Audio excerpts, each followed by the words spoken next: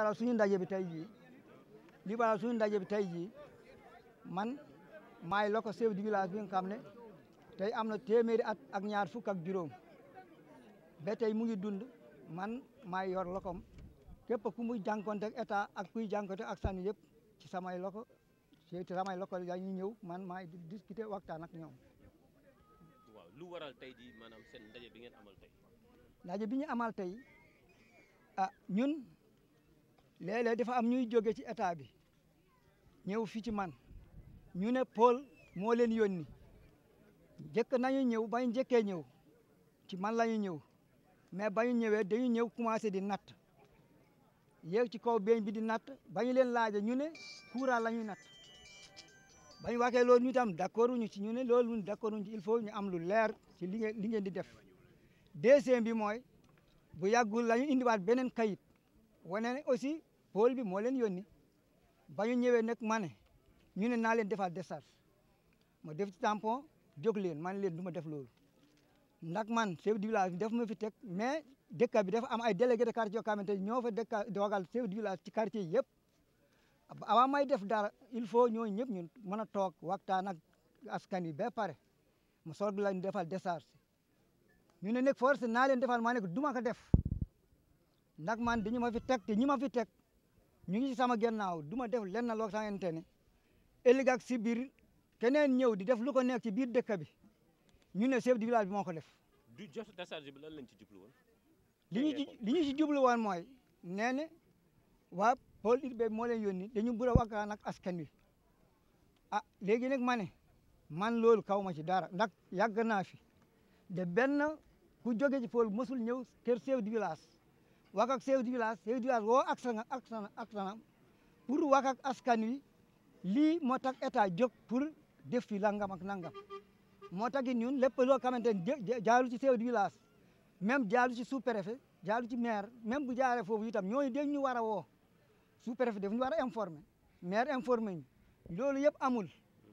ñoom bu ñu déplacé rek ci chef du village la ñu ñëw indi kayit ñu ne defal ñu décharge wala lii la ñuy dox dugga ci biir kër yi di natt di def lu leen neex di ñun xamuñ kan moo leen yónni moo tax ñun loolu moo indi mbooloo bi ñun mayuñu kenn ku jóge foofu rek ñëw en tant que indi wuñu lenn lu leer loo xamante ne pour lii état moo ko yónni wala ki ko yónni itam ñëwaat ci ñun bi ñu xam li ko indi lan ak lan la soxla ci dëkk bi ndax ñun xamuñ lan mooy Paul bala nga ko xam ñu indi la kay bi wane ne Paul lii lay liggéey mais bañu dalee dégg Paul ba kenn ci ñun ñëwul ci ñun won ñu lan lii mooy Paul. te lii loolu da ngeen bëgg mu dakk. loolu dañu bëgg mu dakk. na dakk te booloo bi ñëpp loolu la ñu wax délégué de quartier yi imam tabal ak xale yi ak seen ak xale jigéen ñëpp ak màggat ñi ak mag ñi yëpp sama gannaaw la ñu feet ñu ne loolu lu dakk ndax dëkk bi depuis 1932 la ñu sànq dëkk bi ba léegi Senghor jaar na fi awa Senghor tubaab bi jaar na fi Senghor jaar fi Abdoulaye Wade jaar fi Monsieur le Macky Sall jaar fi ñoom ñëpp ba ñu fi jaare kenn mosul yëngal dëkk bi ci jàmm rek lañu fi nekk te jàmm boobu moom la ñu nekk ñun ay béykat lañu sàmmkat lañu kenn du fi liggéey bureau te ba léegi ñu ngi tënk suñuy doom yi kenn sàccul kenn fenul kenn demul géej gi kenn demul bitim réew fii la ñu dund benn toll nii toll ñoom ñëpp fii la ñuy dund kon nag ku ñu nar a jël ci loolu il faut ñu xam loolu lan moo tax lan nga ñu indi lu ëpp li ñu jàppoon ba ñu juddoo ba tey man maa ngi ba léegi man maa ngi ci 65 ans de ba léegi maa ngi ñetteelu doomu chef du village bi kii tegu ci taawam man mii maa ñetteel bi kii moo tegu ci man kii Gilgaan moo doon taaw bi gaañu na ki doon taaw bi gaañu na ba léegi amul ñi fekk ci sama gannaaw mot nañu fukki góor yoo xamante ñu ngi sama gannaaw waa ku ma nekk dëkk bi fii ba Kër Mayra Mbeng déeni géej yëpp bon na ba moo coupé woon dëkk boobu yëpp ci découpage Abdoulaye Wade li ñu daañu génne dëkk boobu kon dëkk bi nekkul dëkk bu ndaw boo xamante ne ku ñëw rek palamee ñu ne lii ak ngay dox ñu d'accord ci loolu ñun ñëpp d'accord uñ ci pôle bi tey d'accord uñ ci ëllëg en tant que Je veux lire le message de mécontentement du village par rapport au pôle urbain de Lac Rose. considérant que le village de Bonobo existe depuis plus de 100 ans, avec une forte population de plus de 20 000 ans. Considérant que la population à majorité agriculteurs vive des travaux champêtres, des terres léguées par nos ancêtres, considérant que depuis le colon passant par le régime maître Mouché Senghor et Abdou Diouf et Abdoulaye Wade, Macky Sall, nous avons tant par le régime Senghor, Abdou Diouf, Abdoulaye Wade, la population est en paix. Considérant que Bonobo, un village de la région de Dakar, sans route, sans eau courante, sans structure de santé, un réseau faible d'électrification, un village complètement oublié. Considérant que la paix et la culture de la population sont en menace. Considérant que le pôle urbain veut prendre nos terres et nous déloger. Considérant que la population sont quotidiennement agressées par des gens et de l'État se réclament pour un pôle urbain. Considérant que l'État veut nous déshonorer, veut nous humilier, veut nous tuer. Conscient de l'incident de cette calamité étatique en vie, nous disons non, nous disons non, nous disons non, nous disons non au pôle urbain Lac Rose. À partir de ce moment, nous prenons en témoin l'opinion nationale et internationale, hommes comme femmes, vieux comme jeunes. Nous refusons catégoriquement l'humiliation du pôle urbain de Lac Rose. Nous disons non, nous disons non, nous disons non. Donc, cette message, c'est un message du larme au cœur par rapport au village. Nous ne voulons pas du pôle urbain, franchement. Parce que, comme l'a dit le chef, il a bel et bien expliqué ça en Wolof. Le pôle urbain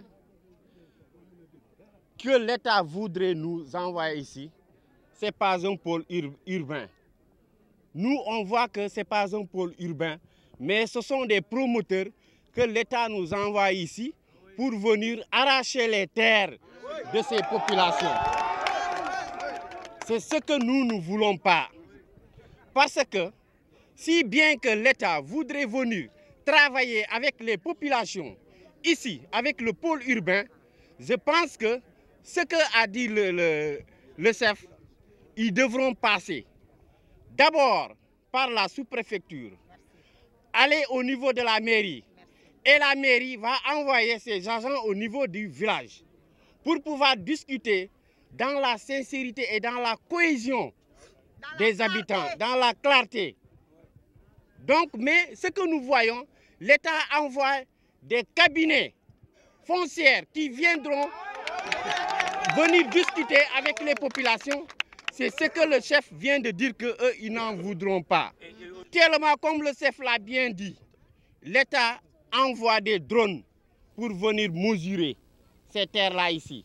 à l'insu de ces populations qui sont là depuis plus de 100 ans. Imagine-toi ce vieux-là qui est là. Il dit que son père est là, il a 100 et quelques années. Il est là depuis Senghor, Abdou Diouf, passant par Abdoulaye Wade. Aujourd'hui, nous sommes avec Macky Sall. Donc, je vous dis que ces populations, si l'État ne peut pas leur aider, il n'a qu'à les laisser avec leurs moyens qu'ils se débrouillent. Oui. Dama ñaaw rek. Délégué de quartier Darou Salam Bonobo Kër Bala. Taxawaay tey bi li ko waral tey jii kayit bii ma yor nii moo waral taxawaay bi tey. Kayit bii moo waral taxawaay bi tey. Waa góore kayit bi lu ci ne mooy ñaari fan lu jiitu tabaski bi la am ñaari xale yu jigéen yu taal seen 4x4 ba kër chef de village ñu ne ko waa pôle bi ñoo ñu yónni jox ñu kayit bi pour ñu jox la mu nangu kayit bi ñu ne ko jox léegi nag da nga ñu fiy defal décharge mu ne leen balaa may def décharge damay xam kayit bi ngeen ma jox kayit lu mu man sama njàngo sorewut dama am ay délégué de quartier yu ma fi àndal population bu nekk suñu gannaaw danaa leen woo ma présenté leen kayit bi ñu seet kayit bi kayitu lan la suñu ma doxee ndigal signal ma signé ma jox leen suñu ma joxul ndigal du ma signé mu wooñu ñun délégué de quartier yi man mii jànguma mais ay intellectuel ñoo ma wër ñu jàng kayit bi ñu gis ni kayit bi ci benn agence rek la jógee mun na ne sax kii est-ce que du agence immobilière sax buy lambatu di wut tur di wut succès di wut darja moo ñëw di bootu pôle Lac Rose ndax 7000 hectares la ñu fi def est-ce que 7000 hectares espace boobu am na fii ci Lac Rose xanaa ndax ci asamaan si la wala ci géej gi la 7000 hectares yi la ñu bëgg a xam fan la nekk ci Lac Rose fi pôle bi soxla ci ñoom li ñu wax ba pare def nañu ci kayit bi au sud du lac ak est lac bu dee sud comment dire sud pôle ak est pôle ñun waa bënn ba Déni ñun ci sud bi lañ bokk wala ci est bi lañ bokk ba tax kayit bi ñëw ci ñun ñu xamaguñu fan la ñu feetee ci pôle bi de ba tey ndax ci sud bi loolu la ci lac ci nord bi la ci loolu la ñu fi def ñetteel bi kayit bi dafa ñëw directement ci chef de village sañ fii bokk ci commune te commune bi maire bi di Momar Sokhna Diop pourquoi pas kayit bi jarul ci moom lan moo téye kayit bi jaar ci maire woo population bi wala woo chef de village ni ko lii ñëw na léegi li dama yóbbante ay nangam ay jamono ci ginnaaw dañoo toog ci àll bi gis ay gars yu yor seen i mètre seen i appareil di mètre lan ngeen di def ñu ne suñu liggéey la ñuy def xale yi fekk leen foofu nara ko diggaale ak ñoom dañoo plier seen i bagages daw ba ñu dawee ba pare la ñuy soog a ñëwaat naan ñu waaw ñun sa fekk li yegg li ñu ne leen loolu ngeen waroon jiitoo fii la ñu toog ak ñoom wax ak ñoom léegi nag dañoo bëgg su fekkee comme li ñëpp wax mooy dëgg su fekkee état bi moo bëgg a liggéey fii lu muy liggéey na yónni ñu leer ñu ñëw ci maire dem ci sous-préfet ñëw ci chef de village woo population ñu ne ko lii moo fi am ñëpp xam ne lii moo fi am ndax jamono ji ñu toll nii du ñu toog rek di ku ñëw rek di dugg di def lu ko neex ndax ñiy gàmmu ak ñiy ras dem dañu fi bare te wuute xam ràññewuñu kan ak kan la te ku nekk xam nga ne Sénégal tey ku nooy tey suuf ngay nooyee kon nag du ñu seetaan kuy ñëw wax dëgg yàlla di natt dem ak dikk xëy indi ñu fi ay kayit yoo xam ne mënu yoo xam fu mu jógee taxawaay bi looloo ko waral ñu bëgg nag su dee état moo leen yónni am na yoon bu ñu war a jaar nañ fa jaar.